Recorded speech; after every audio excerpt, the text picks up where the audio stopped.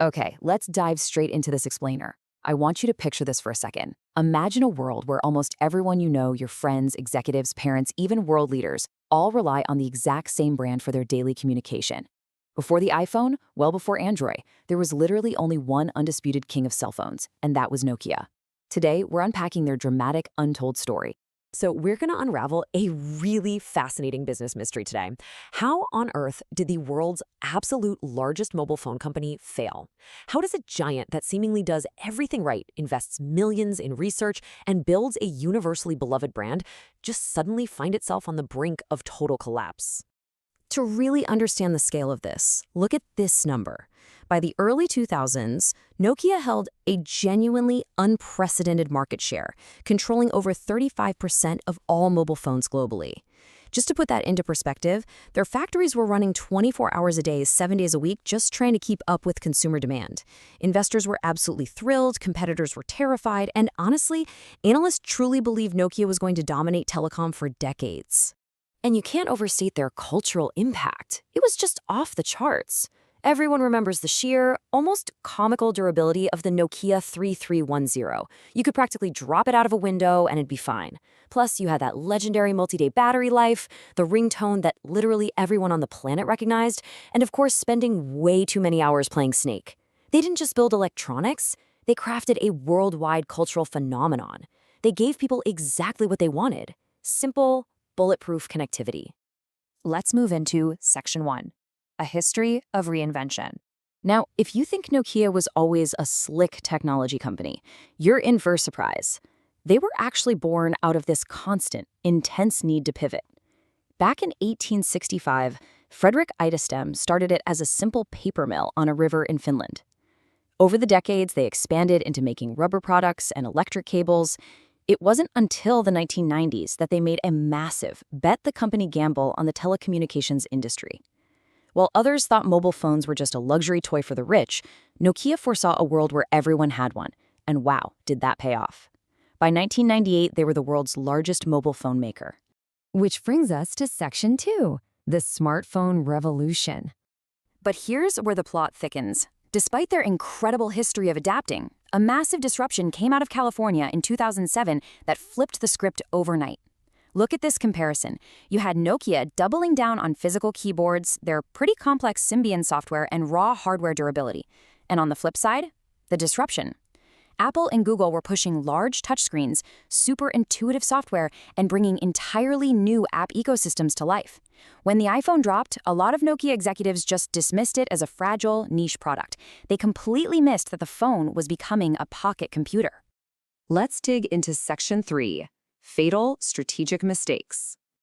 So how exactly does a market leader stumble so badly? Well, step 1, they prioritized hardware over software, totally missing the app wave. Step 2, they got totally bogged down by slow, inefficient committee decisions. They just couldn't move fast enough to counter Apple. Step 3, they stubbornly stuck with their aging Symbian operating system, which felt ancient compared to modern interfaces. And finally, step 4, in a desperate attempt to course correct, they made a deeply flawed partnership with Microsoft's Windows Phone. You can really see the disaster unfolding in this breakdown. Apple and Google were rapidly building these massive, incredibly attractive app ecosystems. iOS had the App Store, Android had Google Play, and both had thousands of apps almost immediately. And then there's Nokia's Symbian, hardware-first focus, complex UI, and a highly limited ecosystem. Consumers weren't just buying a piece of plastic anymore. They were buying into an ecosystem, and developers were running to iOS and Android, leaving Nokia completely in the dust. Things got really dark. That Microsoft partnership I mentioned, consumers completely ignored the Windows phones because they didn't have the apps everyone wanted. Profits absolutely plummeted. And the ultimate low point hit in 2013 when Nokia's collapsing market share forced them to sell their entire mobile phone business to Microsoft for over $7 billion.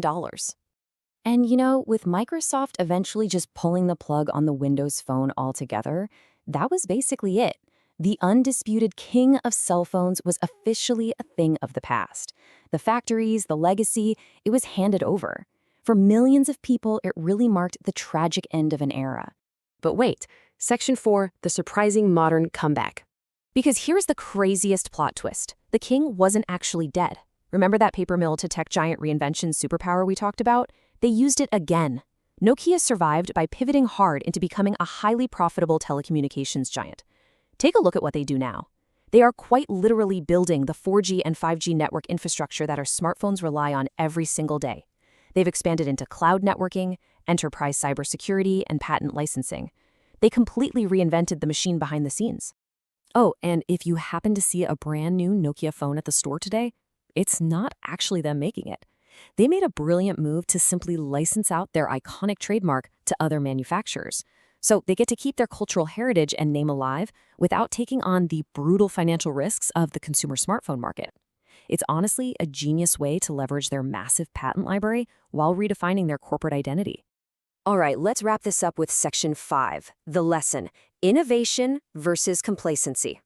This entire roller coaster ride really boils down to this one idea.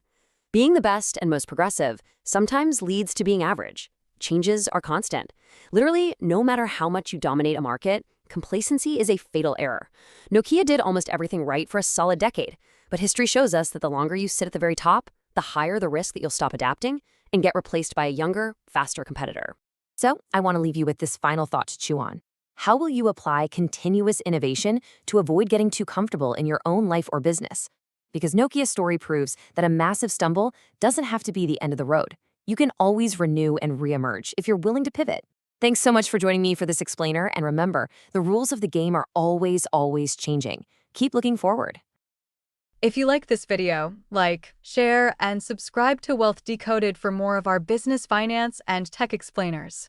Turn on the bell to get notified when a new video is uploaded. Thank you for watching, and we will see you all in the next one.